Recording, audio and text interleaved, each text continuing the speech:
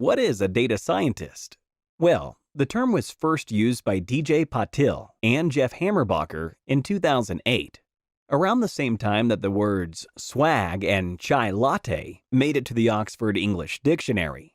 It's safe to say that while these two are fairly easy to define, data science is a little bit harder to understand.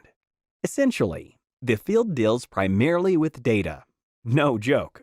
A data scientist can take the data, small or big, and start developing, implementing, and deploying machine learning algorithms.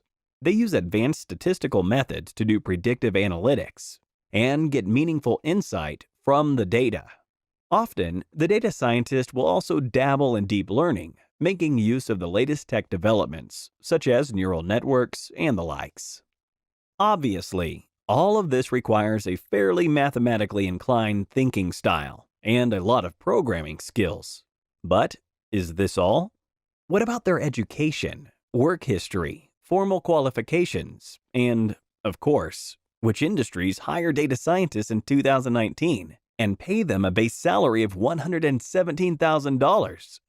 Let's reverse engineer the data scientist and find out.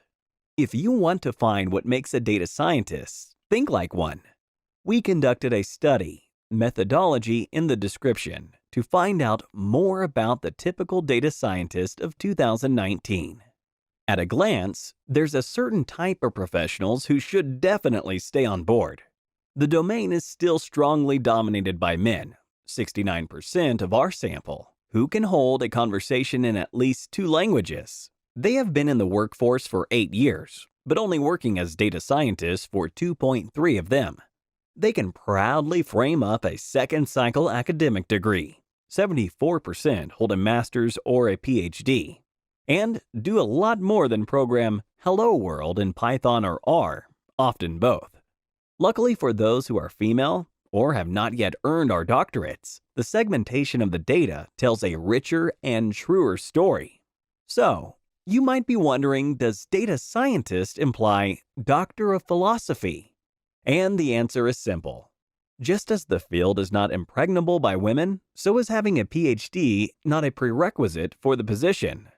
In fact, less than a third of the data scientists in the cohort hold a doctorate degree, 28%. This is a comparable number to last year's 27%, which seems to entail that industry does not intentionally introduce an unattainable degree of academic prowess. So far, so good for 2019.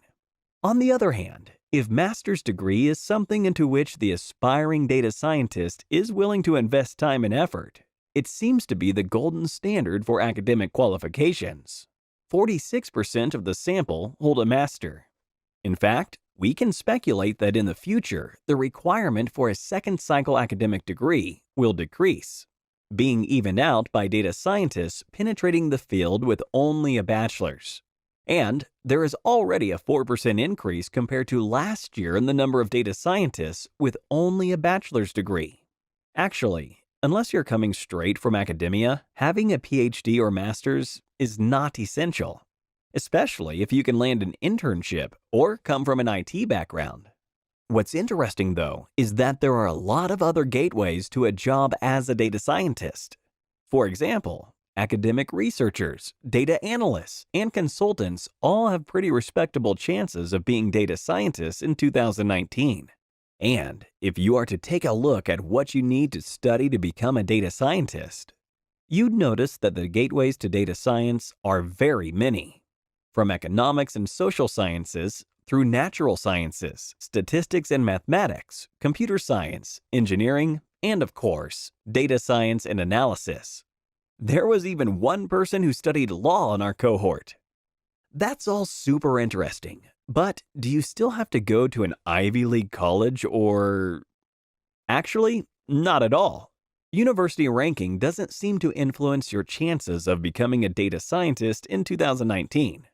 While a high number of the data scientists in our research indeed come from the top 50 universities, 31% according to the Times Higher Education ranking for 2019, almost as many come from universities ranked above 1001 plus, 24%. So, data science is definitely not a private playing field for Ivy League graduates. However, one thing almost half of our data scientists have in common is online courses. 43% of them said they have gained at least one certificate from an online course, with 3 being the average. E-learning is definitely a resource many data scientists take advantage of. And it checks out. Some of the best online programs out there are dedicated to help you master various programming and data handling skills, which, after all, is the bread and butter of the data scientist. But we still haven't talked about that, have we? Alright, so Python is definitely leading the pack when it comes to programming skills the 2019 data scientist needs. And that is universal all around the world. R comes in second, but in UK, it's definitely lagging behind in popularity.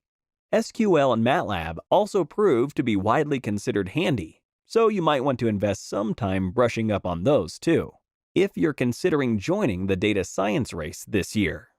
And in which industry should you expect to be spending your glorious days as a data scientist? This was definitely easier to answer last year, because the data was heavily pointing to the tech industry as the titan hiring the most data scientists. 2019, however, is introducing a lot more diversity, as this is the trend with a lot of other things. That said, the tech IT industry is still a major employer, but the industrial sector is rapidly catching up. What's even more interesting is that in the UK, more scientists work there, 38%, instead of in tech IT. The financial sector is claiming 16% of the data scientists worldwide, with UK again leading the pack with 24%. No surprises there. London is, or used to be, Europe's financial capital, and plenty of financial trading and brokerage firms reside there. In that respect, the US stands at the humble 9%. The job market for data scientists there mostly employs data scientists in the tech IT sector. But perhaps the most important question we can answer here is which location leads to the fastest career progression. Based on our data, India and the UK are the 2 locations where a data scientist can thrive, even with little to no experience. The States are the least accommodating to new data science enthusiasts and prefers professionals with 3 to 5 years of experience. Well, now you know where to look if you want to get promoted from already being in a data scientist position. So, what's the key take-home message here? Hopefully, this video does not make you doubt whether the data scientist profession is something you could realistically pursue. Instead, we hope to have lent a reassuring hand. One of the main messages we extracted from our study, both last year and this year, is that if you have the skill base that makes a data scientist, you can be a data scientist.